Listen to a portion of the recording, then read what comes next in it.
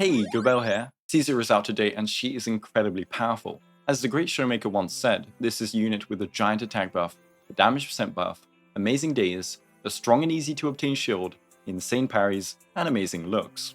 I'm scared of how strong the first limited support will look like. Today we'll be looking at Caesar's monstrous kit, how it functions, all of her combos, and then her best builds including calculated best vengeance and disc drives. We'll also review Mindscapes, her M1 is pretty saucy, and also look at teams. Like and sub and share if this video helps, and let's begin.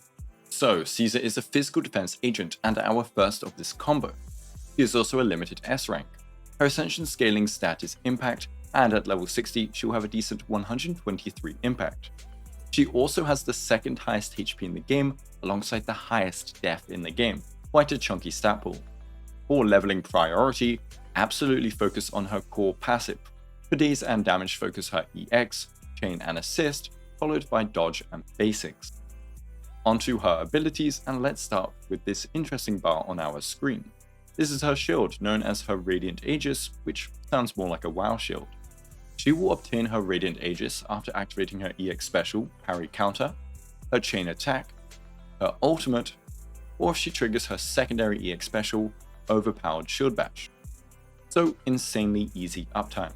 The shield will have a health of 1400% of her pre-combat impact plus 1400. So say she has 150 impact, that's a base shield of 3500. At core level 7, the buffs she gives with this shield are a massive 1000 attack to the current on-field shield bearer, as well as an anti-interrupt increase.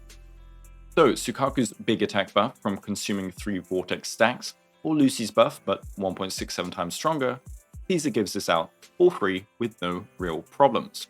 Yes, it isn't team-wide like Lucy's is, but it will apply to whoever is on field, so it doesn't really matter outside of niche stuff like off-field damage.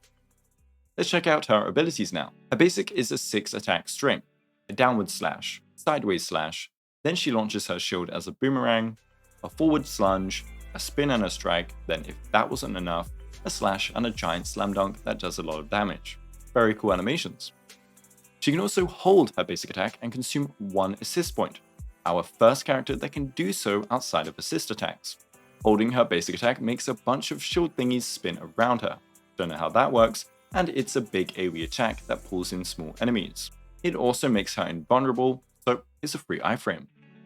She also finally has an alternative, basic 3, that can happen when you skip basics, as we'll see in later combos. It's just cool slash.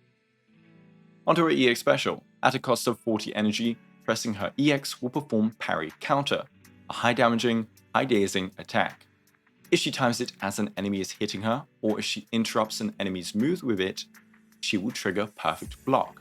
This negates all damage and then she will counter with a Shield Bash for a bit more damage and daze. When tapping her EX after this block happens, she unleashes her second EX special without using energy.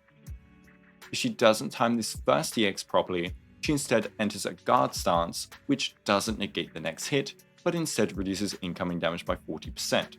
And she can still tap the EX special to perform her next EX, but it costs 20 energy now to do so.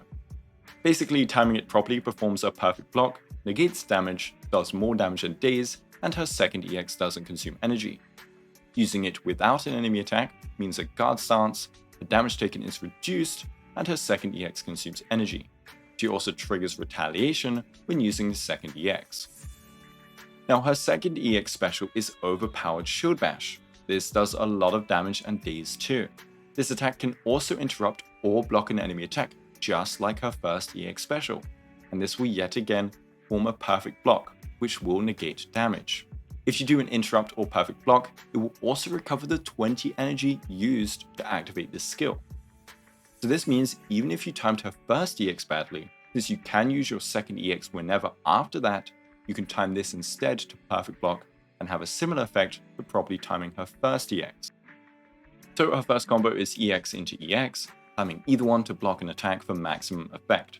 Using a hold basic just after is a quick way to get some easy extra damage and daze. Finally, in her special abilities, she also has a passive, which means leveling this increases this passive's effect. When triggering Perfect Block, Retaliation, or Defensive Assist, she gains an impact buff for 3 seconds. It's only 3 seconds, but this means it'll be ready in time for her shield bash. As for her Radiant Aegis shield, it is based on pre-combat impact. So this combat impact buff is really strong for dazing, but won't be improving her shield, which is fine, but should be noted. Apart from these abilities, let's go through some notable other changes to common abilities. Her dash attack will reduce her damage taken and can also block attacks just like her guard stance. She can also use her second EX after this dash attack by pressing the EX button, so this is a way to skip her first EX. Her assist follow-up does the same. So after a defensive assist, you perform an attack to unleash her assist follow-up, and then you can press your EX button to immediately use her second EX. We should also note that her defensive assist is strong and can withstand many heavy successive attacks, whilst also consuming less assist points. Not all units can do this.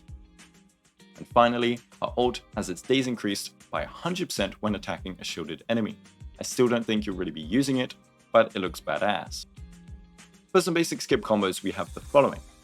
Her hold basic will chain into her alternate basic 3, then basics 4, 5, 6. This gives more days and damage per second over just using 6 basics, but consumes an assist point.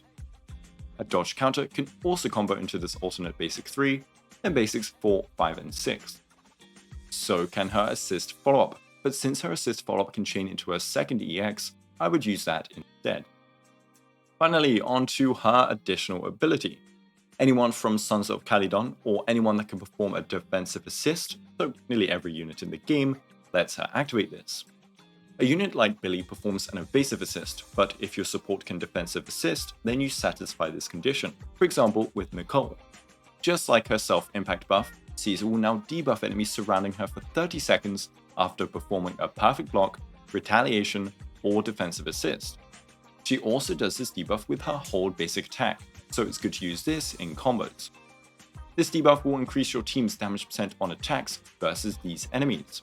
This is additive damage percent, not a vulnerability. Another buff from our defense unit, because why not?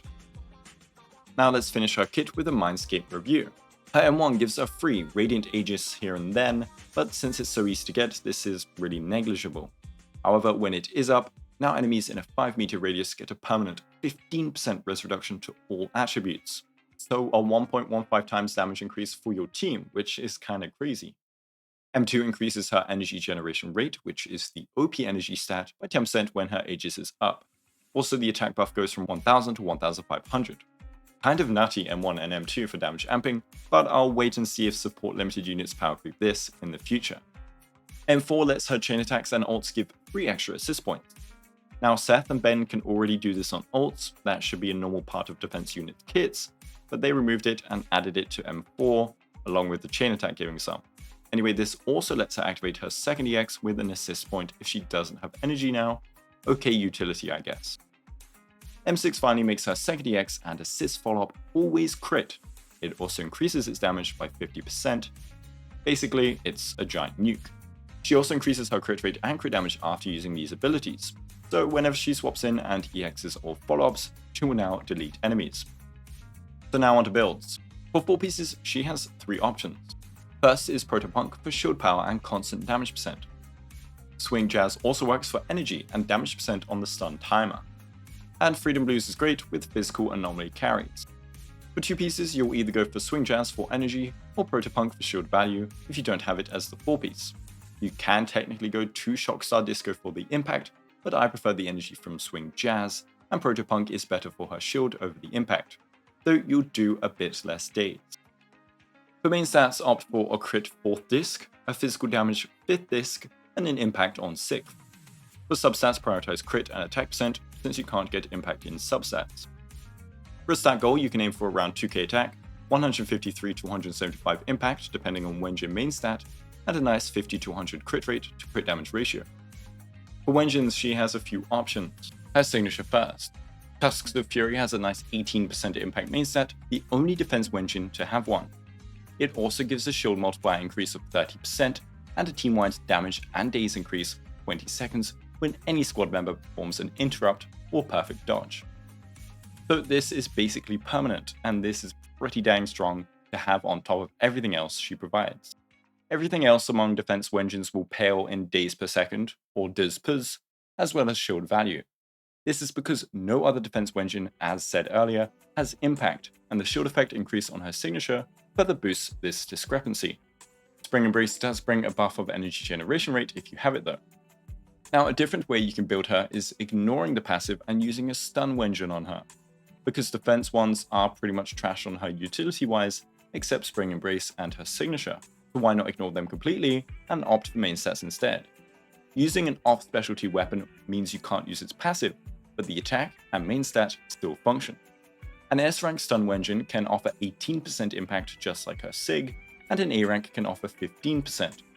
This means they are very close in power to Tusks of Fury for Daze potential, and somewhat close for shield power. If you don't have her Sig or Spring Embrace, I actually recommend using a stun weapon instead. With all that being said, it's time to look at Caesar as a whole as well as her teams. This unit has amazing Daze, can block and parry enemy attacks, can give out 25% damage and 1000 attack, a 4 to 5k shield, and can buff even more with upgrades like her P1 weapon or M1 and M2. She can also wear supportive drive disc sets for more buffing. She is pretty insane and universally strong, and her additional ability is the easiest to activate in the game. Therefore, she can really go anywhere. She's the most universal support we have so far, and is as powerful as the current supports with no problems keeping damage amp uptime. All whilst being a defense unit that shields, and who can be a perfectly fine pseudo-stun unit. So for example teams, we can really go with a bunch. Let's do a team for a bunch of different DPS options. Caesar, Jane Doe, Seth is a hypercarry Jane Doe team that should perform excellently. She can also equip Freedom Blues to help Jane even more so. Caesar, Nicole, Billy will let Billy's damage go wild with 2 massive support amps. Nicole provides Death Shred, Caesar provides damage and attack. Caesar, Lycon, Ellen. Caesar offers Ellen a much easier and always 1000 attack buff over Sukaku, on top of helping Lycon with stunning. Sukaku does have res reduction, but her fill time and lack of 1000 attack buff sometimes makes Caesar really stand out here. Caesar, Lucy, Soldier 11. Tons of attack buffs which will devalue combat attack, but the buffs are still massive. Caesar as a pseudo stunner will perform just fine and let Soldier go crazy with basically 2 supports. You can probably make an OP team with most of the roster. Some units will want specific synergies like maybe Anton with Grace, but I reckon she can work there too over Arena anyways. So let me know if you like the look of her and if you're pulling. I hope this video helped, and if it did, be sure to like, sub and share to any others that need help. Thanks for watching and have a Guoba day.